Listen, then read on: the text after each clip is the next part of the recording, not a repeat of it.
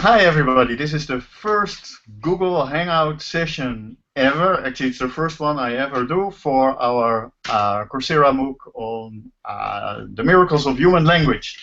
We found, actually there have been many questions asked on our forum, and we found 3 people who asked questions which we selected because we thought they were interesting and there's more things to say about them, and we're going to talk a little bit more about that. You can also ask your own questions, at least if you're watching this live, you can ask your own questions, add a comment below this, and we might look into those as well, and maybe we can also answer them if there is time. We're not going to go on forever, obviously.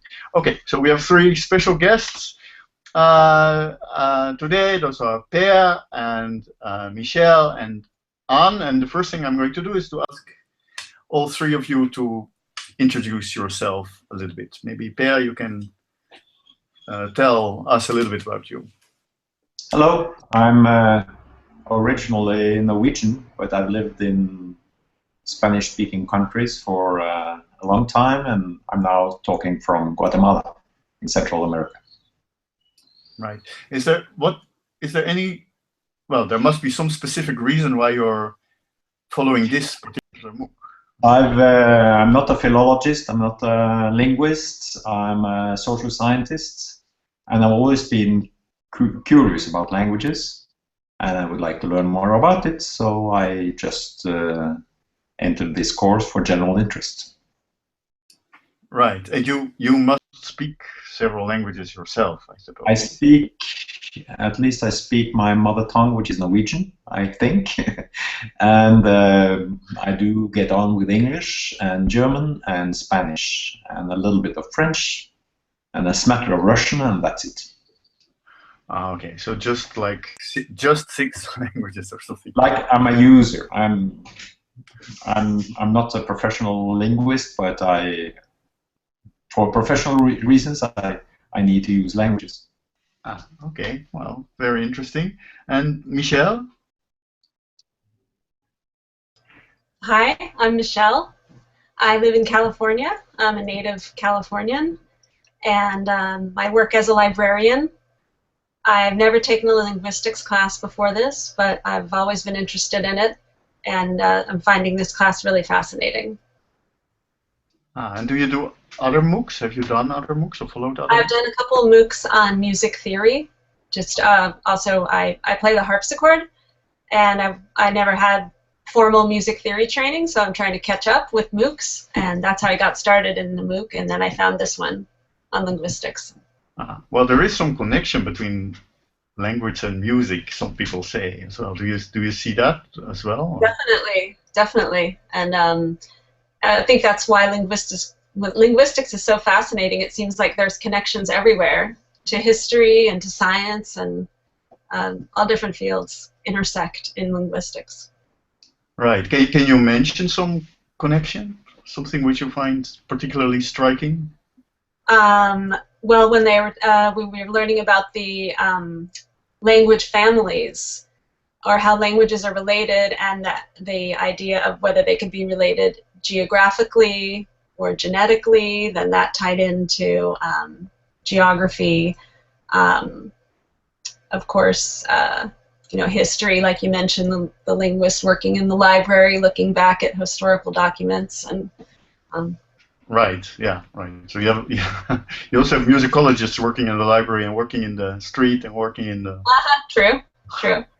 Or in music, we always talk about how to make music sound like it's speaking, and where do phrases end and phrases start, and then just reminded me of what we've been talking about this week in linguistics, of what is a word and how do those form into sentences, and how do you know where one starts and ends. Yeah. No, I agree. It's a very interesting. It's actually a topic in its own right. Actually, I can tell you a secret. So one of our informants, the Basque informant, Varun, he is a PhD student of mine, and he is a linguist. So he's studying linguistics now, and he is also a musicologist, and he's actually studying the connections between music and. Fabulous. Maybe an interview with him would be great. Sure. Yeah. Okay. Well, maybe we can do that. As well. Yeah, it's an interesting topic. Okay, Anne. Hi. Hi. Hi, so I'm French. I live in England, in Hampshire. I've lived in England for 14 years. I've got 4 children who were born here, and whom I'm trying to raise bilingual. So I speak English and French, and you know, having bilingual, well, children who speak more English than French at the moment. I'm generally interested in languages, and also I would like to try and do some translation professionally, so having no academic training in languages. That's why I'm following the MOOC. Right, and so you speak both languages to your children. How do you do that? Do you use one language in one situation and another language in another situation, or? So my husband is French as well, so we do speak French between us. But having 4 children who all speak English, we find ourselves, when they all speak English at us, we find ourselves just switching to English, because we find ourselves in an English-speaking environment, and we naturally switch to English. The little one, who is 3, who is just starting to really speak, I still manage to stick to French with her, but otherwise with the other ones I actually find it hard to have a whole conversation in French with them. At some point I will always switch to English, because they answer back in English to me. Well, maybe sometimes you go to France or something, right? I mean, then the situation might be a bit different for them as well. Or, I mean, if you go on a holiday or on a family visit or something like that. Yes, they do try to speak French when we go to France. We don't go that often, unfortunately. We go in the summer, but they do. The oldest one, do speak French quite well. But as we go down the ages, they speak less and less French. So we are trying to encourage oldest one to speak more French at home. So the little ones will speak more French. It seems that they do follow their peers more than they follow us, their parents. So we're trying. Yeah. Sorry, but at some point, yeah, this is very often the case. Because children want to be normal, right? So they want to be like their peers. They want to be like everybody else. If everybody speaks English, French is a strange language. Why would you want to speak that? Anyway, so let's turn to your questions, and I think I want to make. Let's make some random round, but let's start again with Pierre. You can ask your question. Well, we had an interesting thread about how children learn languages, especially small children, and lots of parents who compared their experiences with bilingual children. And I think most agree that it's a great asset, that if you teach your children more than one language, they learn both and they know how to distinguish between them. But many are of the opinion that that will slow it down a bit. It will take some more time before you actually speak both languages. They kind of stay mute or silent for a longer time than other babies. Do you think that is so? Are there any good comparable groups of monolingual and bilingual children, and when they speak fluently? Yes, well, okay. Well, actually, it's interesting because we have here a mother of such children as well, and I don't know. So, Anne, what is your experience? And I'm a father of also. You're a father also of bilingual children, you see. Yes, yes. And so what is your own experience then, first? Well, first I think it's a very important thing if you can teach children more than one language. I think they acquire more sounds and they are able to switch back very fast. So I would just recommend it for everyone. But I also say that children, they don't really want to learn languages just for the fun of it. if they can speak one single language, they're happy with that, and then they will try to suppress the other one. So you have to be very consistent, be in one kind of situation with when you speak one language. Like me, my wife speaks Spanish, I speak Norwegian. And when you speak the three together, of course, you will have to settle for one language. And I think you shouldn't do it if you're not a native speaker of the other language, because they will feel cheated and they will just stop speaking it, because they know that you understand the other language. Right. Okay, so you shouldn't just... okay, so that's like parents who try to teach their children Latin or something, who try to revive Latin by doing it in that way. And Anne, what is your experience? So I think we did make a mistake from the beginning, which is that we were not consistent speaking French with them. As I said, as they grew up, we were more with the oldest one. But as she grew up and used more English because she went to an English-speaking playgroup and then English-speaking school, she only used English. And as I said, we talking with her, we switch with English at some point. So now we are trying to sort of save the French language for her. But it's not, we're not the only ones in that situation. We've met other French families, or at least one of the parents was French and the other one was British, and they struggle with the same things.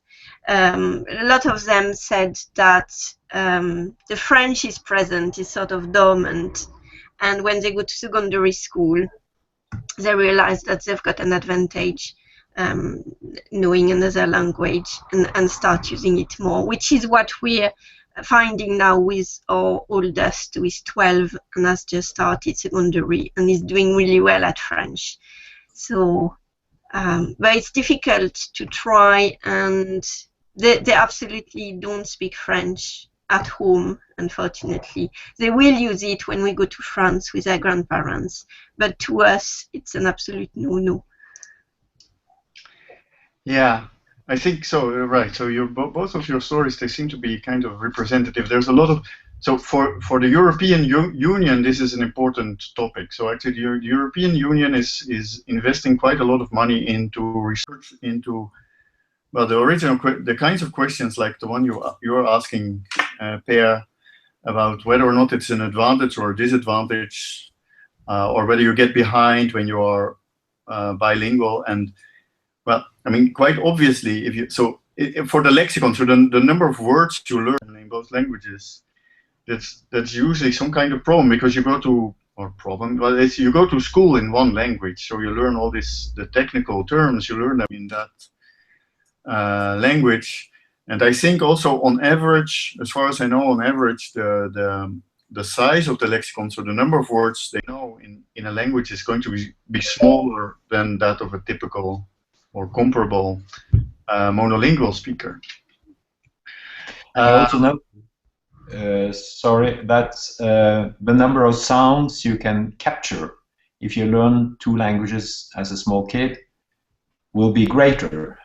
Like my daughter, when she learned Norwegian and Spanish, and then she started an English school, and she learned English a lot faster than the other kids, and she never spoke it with a Spanish accent.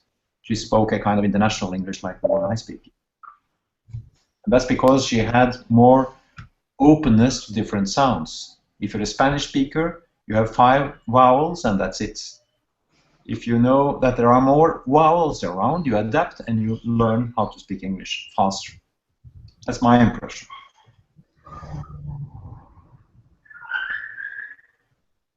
Sorry, that's probably right. So this connects to it's probably right. So what I said is true for words, right? So for words, you're getting probably a little bit behind, but it's probably also not bad, because you use one language in one situation and another language in another situation anyway. So altogether, your lexicon is still very big. But for grammar or for sounds or for pronunciation, which you now mention, that's a different thing. So there you're probably right that you you don't get behind. So it's not people don't have a funny accent when they're really bilingual from an early age. And it might even be true, what you're saying is actually about learning a third language, right? So you're bilingual, and now you have to learn a third language, and there you might have an advantage of already knowing the other two languages. But there's yet another factor to be mentioned, and that's that there's now a lot of research being done now, so that's really a big topic now, and this is about having other kinds of advantages of being bilingual. Other what? So there's a lot of study or work about other kinds of advantages of being bilingual, other cognitive advantages, so which are not directly related to language itself. So there is work, for instance, on, well, at an older age, you're probably slightly less likely to be sensitive to Alzheimer's disease if you are bilingual. There are some work which seems to suggest that maybe you find it easier to see problems from different sides, so it makes you a better problem solver, slightly better problem solver. It's always very difficult to do these kinds of studies because how do you find groups which are really perfectly comparable except that one is bilingual and the other one is not? But there seem to be certain kinds of indications that there are like cognitive advantages to being bilingual. And there are no disadvantages at all of being bilingual? Yeah, that's a good point. So are there any disadvantages? Well, so people get a little bit behind. So there might be certain kinds of cultural disadvantages of not knowing exactly what your advantage is. But as far as I'm aware, and I'm not an expert completely on this topic, so maybe there's something I'm missing, but as far as I'm aware, there are no real cognitive disadvantages. It's not the case that this takes up space in your brain which you can otherwise use for something else. I think it's also important to realize that most people in the world are and always have been at least bilingual. That this is, so speaking more than one language is kind of the natural state. And in the West, so we now, the four of us talking, are all representatives of America, Europe. And we all speak more than one language maybe, but that's not the natural stage for people in the West. But in many parts of the world, this is what you do. So you go to the market, you speak one language, at home you speak a different language, in school maybe you speak a third language, and it has probably always been like that. So it's the natural thing. Maybe being monolingual is actually the strange thing. That's the way to look at it. So the question is, are there any advantages to being monolingual? I don't know.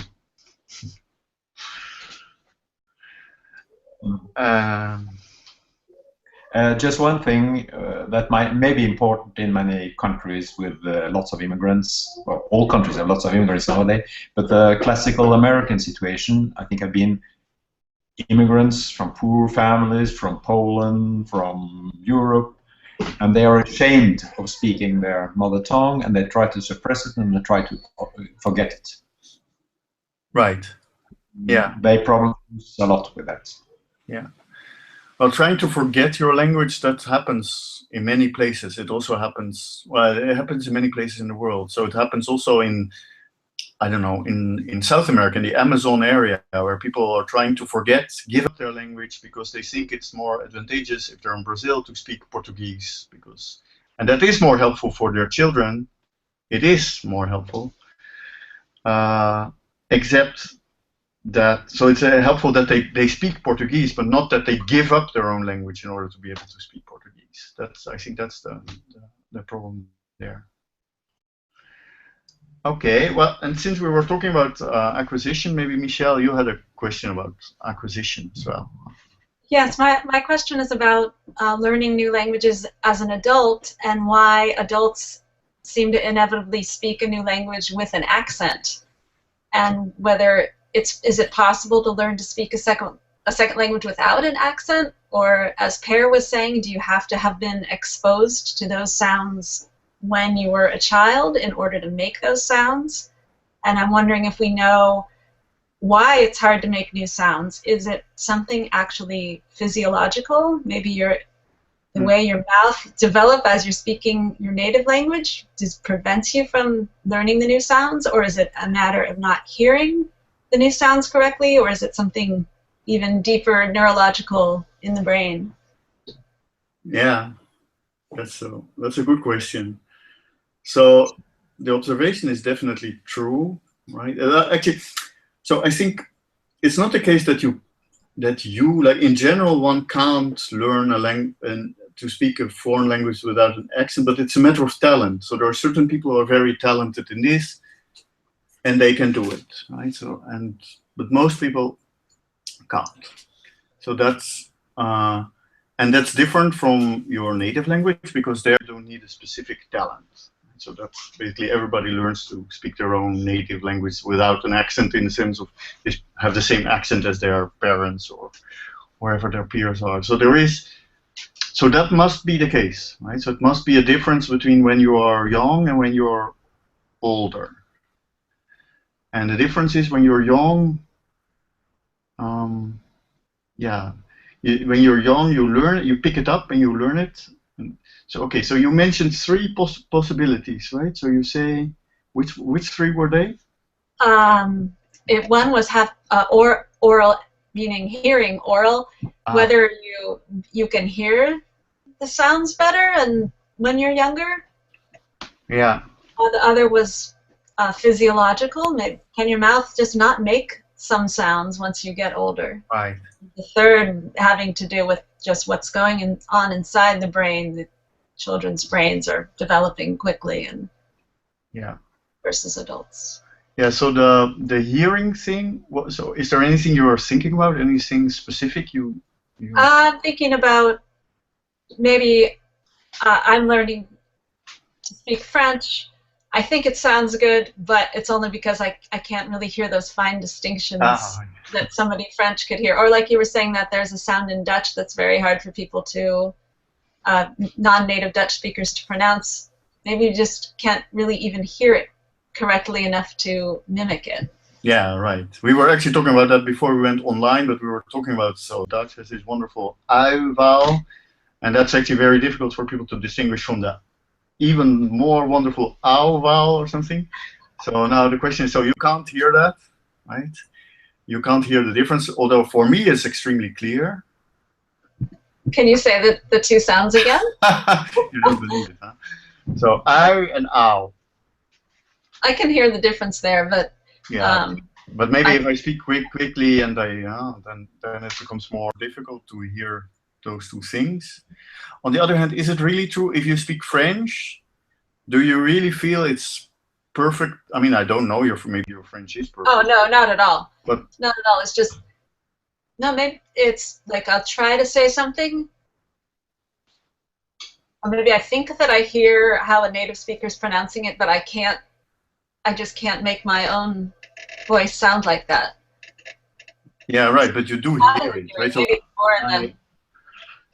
So I have, when I speak English, I don't speak like a native speaker either, and I know that, so I can hear it. For instance, one of the bad things of having to do a MOOC like this is you have to watch yourself, right? I have to watch all these videos all the time, so I have to hear to my own explanations all the time. So I can hear that I have an accent. Part of it is maybe also that I don't care too much, right? It's not that I necessarily want to speak like an American or like a Brit or something like that. So it's I don't try very much to adapt. So it's a little bit of that. So it's sometimes different. Our Chinese informant, she speaks these Chinese words, and as you may know, in Chinese you make a distinction between words in the tone in which you pronounce it. So you say ma, and that means with a kind of high tone, it means something different from if you say ma, like that. And that's, well, now when I do it, you hear it, but it's actually very difficult to hear for us otherwise, because it's it's difficult to pay attention to that while listening to somebody doing it. For us non-native speakers of Chinese. So it's definitely part of it, is not hearing it. But that's not all of it, because we can hear, so I can hear, I don't know what is a English vowel where I can hear, a sound where I can hear it, I don't know. It's actually, so it's not a specific, I think the problem for me is it's not even a specific sound, which is, right, it's something, it's je ne sais quoi, to say it in my best French. Right? I don't know what it is. So the second thing you mentioned, that must be part of it as well. It's the articulatory organs. Well, I know that you are interested in music. You just said that you're interested in music as well. Well, it's musical instruments, some of these musical instruments where you really need a refined motoric skills. You also cannot really learn when you're older, right? So playing if you want to learn to play the violin, you also better start before some age. And using all of this, all these organs, that's actually, there's many more muscles involved in this than in playing violin or playing the piano. It's more difficult, right? So it's not strange that then if you have to learn a foreign language when you're older, that also becomes more difficult. Yeah. Is that an answer? Yeah, that's a good answer. I hadn't thought of it in terms of talent either, but that makes sense. Especially think about, we have some TV shows here where we have British or Welsh actors playing Americans, and of course it's the same language but a different accent. Actors can shift their accents and mimic other accents very easily, so they have that talent. So. Yeah, that's right. That's an interesting point. So this accent, so this now we're shifting a little bit to accents of within a language, right? So native accents. And there is an interesting hypothesis, at least it's just a hypothesis, it's not like a scientific truth, but I find it interesting anyway. And this is that there's a function for this. So no matter what it is, whether it's about hearing or speaking, or this neurological thing which you mentioned, which I think, I mean, that in the end must be connected to hearing and motor skills as well. But no matter what it is something which stops at puberty, and then you can wonder, why is that? So why does it stop, right? So why do our brains no longer allow us to do that?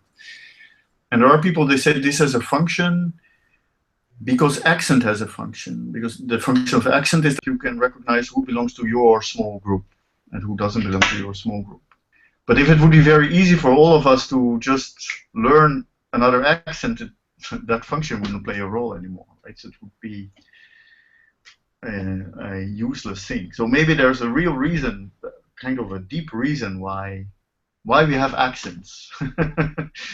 So I can never pose as a real American. Because you listen to me for a few minutes, you know I'm not. So I cannot be a spy. That's the function. Thank you. Okay, Anne.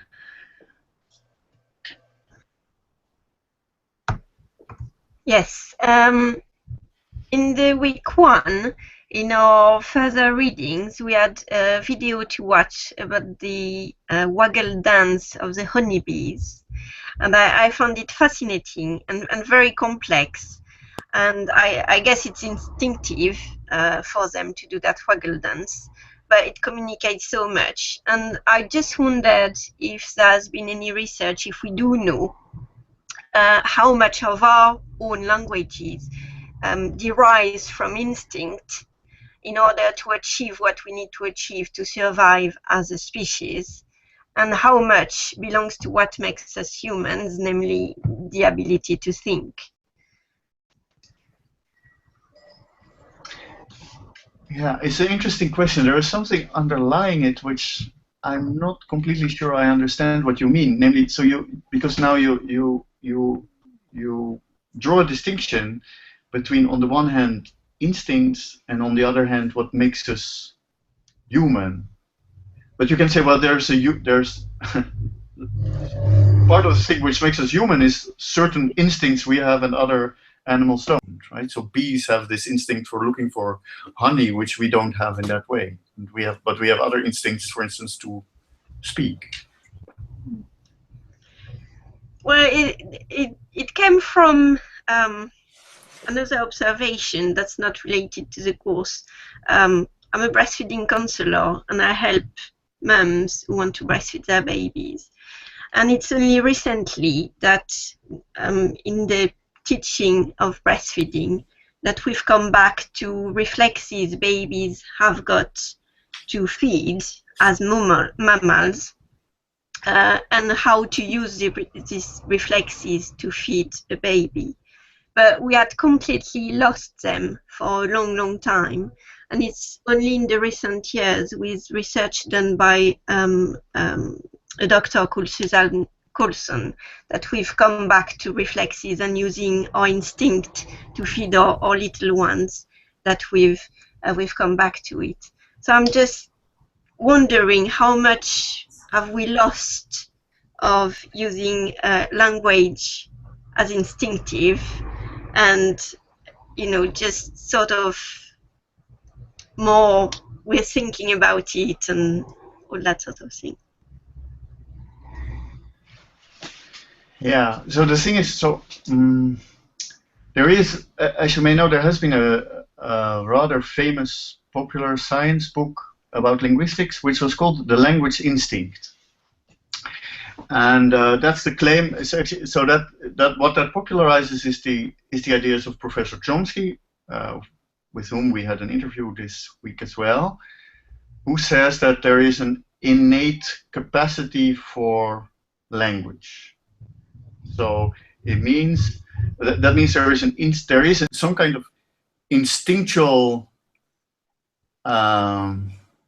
drive in children to learn a language. I personally think that at least some part of that must be true, in the sense that so a baby already knows to distinguish between the sounds, the language sounds they hear and the non-language sounds they hear, right? So they hear all kinds of sounds, and somehow, so the first miracle is that you have to distinguish between all these different things you hear, and certain of these things are coming from a human voice, and they're also language. And so nobody told you that, because how can they tell you that? You have no language yet, right? So it's the child must know that when the child is just born, it must know that something is happening, that what these adults, what these people are doing is something, and they want to participate in that. And that, I don't know, maybe the word instinct is not the best word, but it is something like that. Yeah, that makes sense. And I understand what you're saying, and it goes with what you were saying about while children who are not exposed to language and can't communicate. So it's that makes sense. So is it practically, is it something we could use for children who struggle to learn language and have a delay in speech? Is it something we could work with? I'm not sure I completely understand what you're saying now. What's your question? So if children have the ability to distinguish language from noise and to build on it, do we know how it works? And is it something that can be used to help children with speech difficulties? Well, I would say we get to know more and more about learning about how it works, and it would be great if that could help us with children which have a specific language impairment, or so some kind of impairment which makes it problematic. And there are certain kinds of treatments, but I suspect that we're only really just at the beginning of that.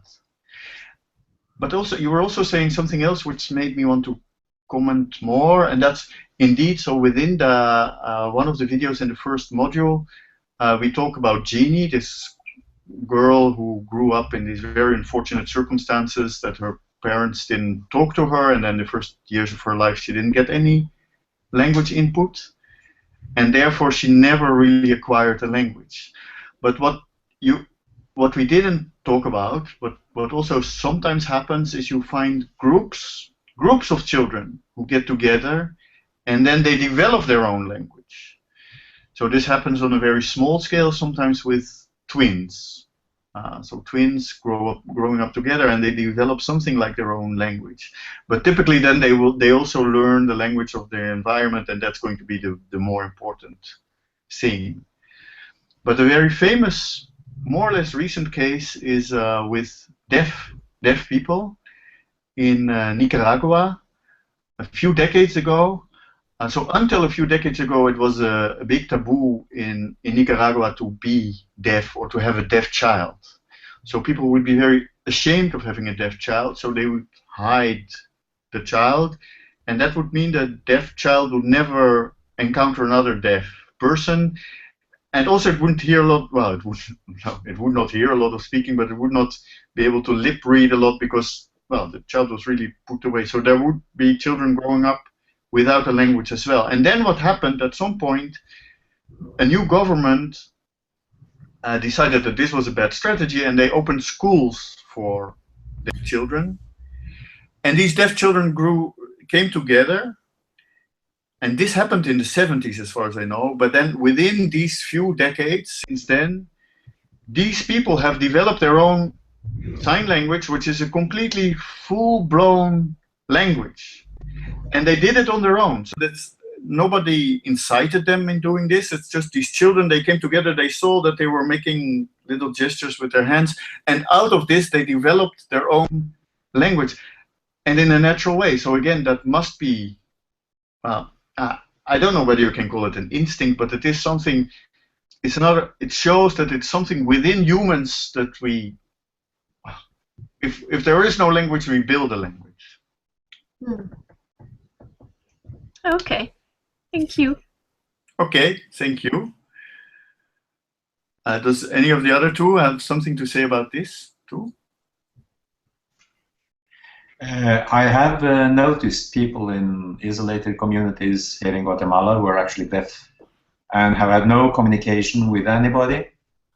And I think there are many people, tragic people in this world who are not autists or psychically impaired, but they actually grow up without any language.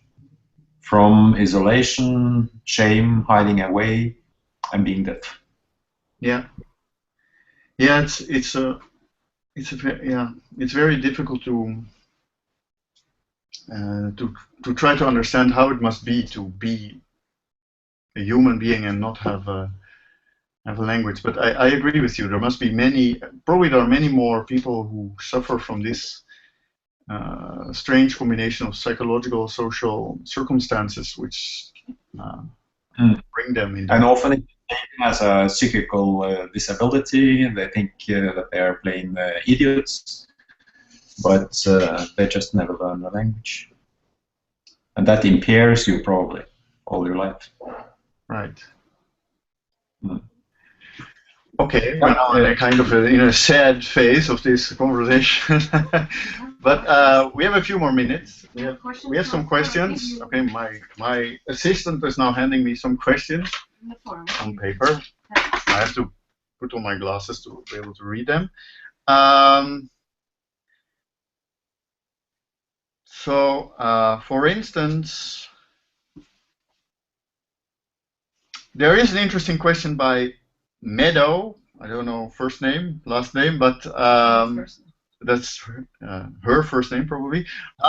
Who asks, how does the visual system fit with language? We were talking a little bit about sign language, but she means something else, namely, does the written language connect meaning and their sound? So how does written language do that? So what about written language? it's true. I think we don't talk a lot about written language. Linguists in general don't talk a lot about written language. We tend to, because we're interested in natural things which are natural, and then in order to be able to write, so all these things we were talking about so far, you learn just like that, you acquire just like that, but writing you don't learn without going to school typically, or some adult teaching you. There is, how does written language connect to the meaning and sounds is, on the other hand, a very intriguing question. There is neuroscientists studying exactly that nowadays. There's a very interesting book.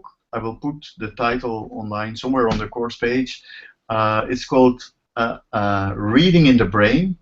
It's very readable. You don't have to have a background in linguistics. It's eminently readable. It's written by a very important French neuroscientist called Stanislas Dehaene, Reading in the Brain. And he talks about this. So, and one observation he makes, a very intriguing observation he makes, is that all writing systems, so be it well, the Latin script or Chinese characters or Arabic script or Hebrew script or Korean script or what have you, all those different kinds of characters, they have certain, if you can make some kind of feature analysis, just like we did in the phonology part, you can make some kind of feature analysis of those, and those features are always the same. So basically, for instance, this kind of shape you find in many, or maybe in all scripting systems. Now what is this? So this, the capital T in Latin script, what is it? Well, it is, he says, it is something which you can use in three-dimensional sight. So because you can see, if this is a tree, and then this comes in front of it, right? So then this, you don't no longer see this part of the tree. So you can see that something covers something else. It's a kind of primitive of seeing three-dimensional sight. And it's actually true that for everybody, no matter what your script, what your language is, how you write your language, it's all in the same part of the brain. Now that cannot be innate, right? So it cannot be that, because writing is not innate.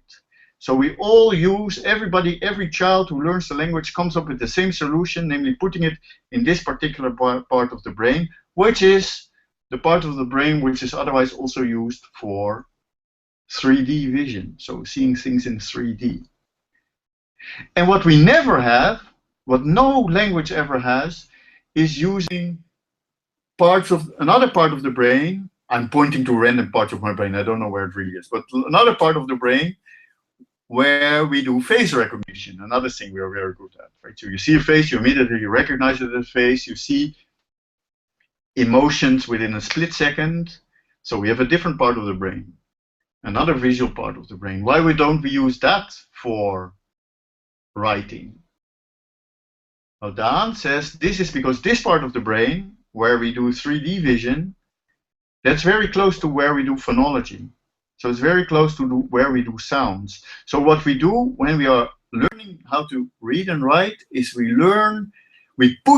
store all the stuff in the visual part, which is closest to the part where we listen to sounds.